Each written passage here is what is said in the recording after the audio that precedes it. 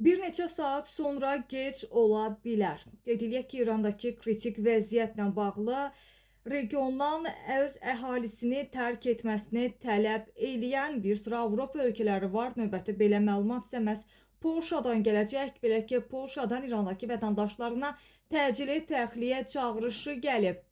19 fevral tarixli və gündəm xəbərində bir məlumatı diqqətinizə çatdırırıq. Belə ki, Polşanın baş naziri Donald Tusk bugün, yəni 19 fevral 2026-cı ildə verdiyi rəsmi bəyanatda Amerika və İran arasında gözlənilən hərbi toqquşma riskinin maksimuma çatdığını bildirib. Məlumatda bildirilir ki, o İranda qalan Polşalıların ölkəni tərk etməsi üçün vaxtın darlığını vurğulayıb və onun xəbərdarlığı olduqca dramatik olub. Belə ki, bir neçə saatdan sonra Polşalıları İrandan təxliyə etmək imkanı qalmaya bilər. Təhlükəsizlik vəziyyəti kəskin şəkildə pisləşir. Hava məkanının bağlanma riski. Baş nazir eyham vurub ki, hərbi əməliyyatlar başlasa mülki uçuşlar dərhal dayarlandırılacaq və insanlar İranda qapalı qala bilərlər.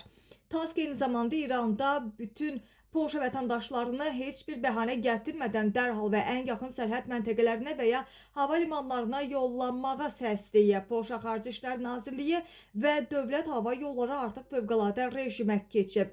İrandan birbaşa uçuşlar kəsilərsə, vətəndaşların qonşu ölkələr, xüsusilə də Azərbaycan və Türkiyə vasitəsilə çıxarılması belə nəzərdə tutulur.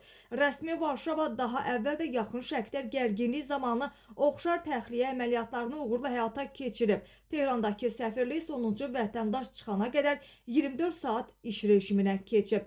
Bu xəbərdarlıq Amerikanın İrana qarşı kinetik zərbə endirmə ehtimalının ən çox müzakirə olunduğu saatlara təsadüf eləyir. Xatırladaq ki, bir qədər əvvəl məhz birjalarda qızıl və neftin qiyməti məhz bu müharibə qorxusu səbəbindən tarixi rekordları qırıb.